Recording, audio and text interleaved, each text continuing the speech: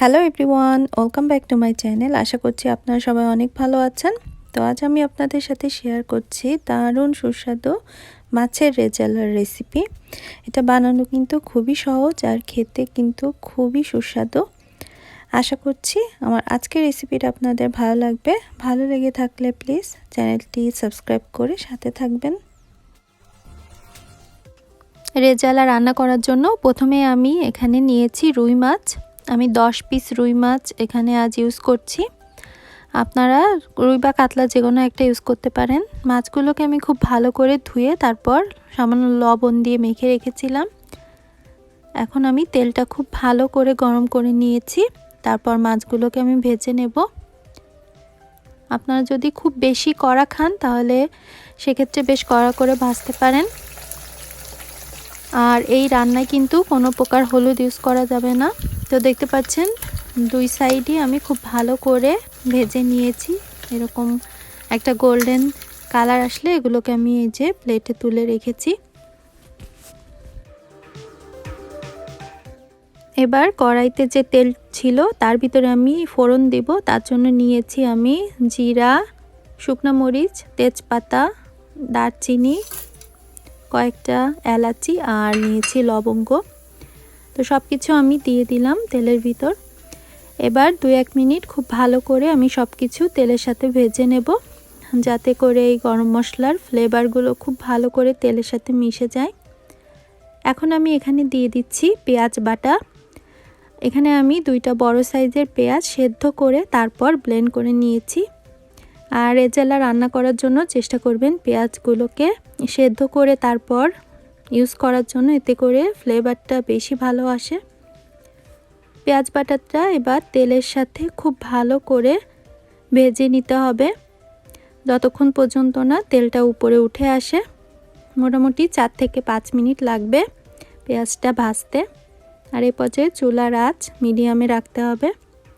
তো দেখতে পাচ্ছেন পেঁয়াজটা আমার মোটামুটি ভাজা হয়ে গেছে, তেলটা উপরে উঠে এসেছে।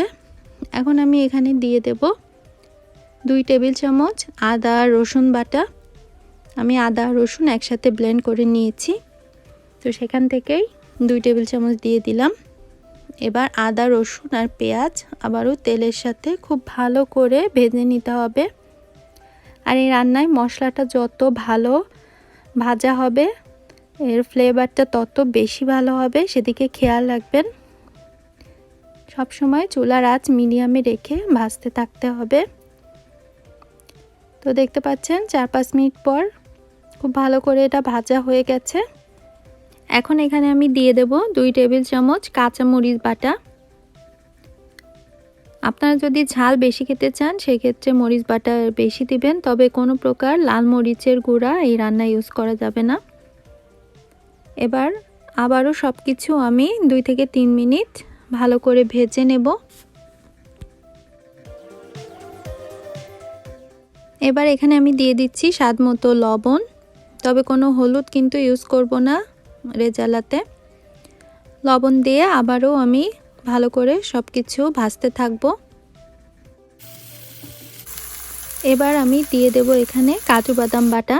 আমি 12টা কাজু বাদাম সামান্য পরিমাণ জল দিয়ে ব্লেন্ডারে খুব মিহি করে পেস্ট করে নিয়েছি, তো সেটাই আমি এখানে দিয়ে দিচ্ছি। আর এই কাজু বাদাম বাটাই কিন্তু এই ফিশ রেজালার ফ্লেভারটা আনে, তো অবশ্যই কাজু বাদাম বাটা ইউজ করবেন।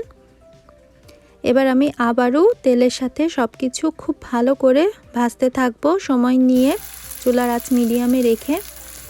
আর এই বাদাম থেকেও এক্সট্রা তেল বের হবে। যখন দেখবেন তেলটা খুব ভালো করে বের হয়ে এসেছে তখন এখানে অ্যাড করে দেব আমি টক দই। তো দেখুন খুব ভালো করে তেল বের হয়ে এসেছে। এখন এখানে আমি 2 টেবিল চামচ টক দই খুব ভালো করে ফেটিয়ে নিয়েছি প্রথম, তারপর এখানে দিয়ে দিলাম।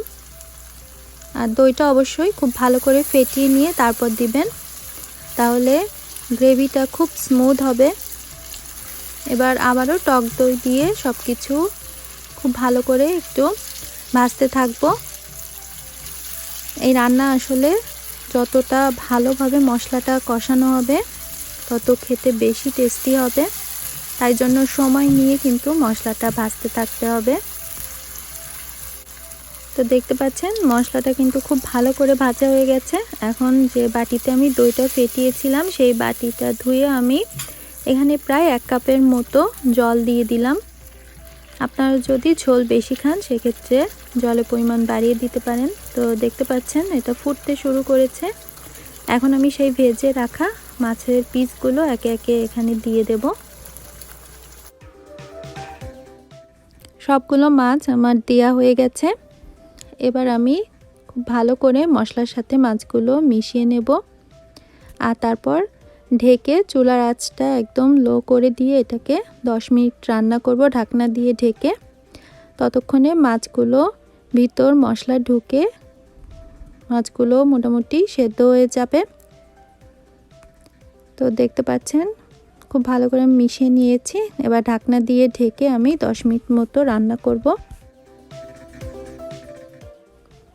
10 মিনিট হয়ে গেছে, আমি এবার ঢাকনাটা তুলে নিচ্ছি।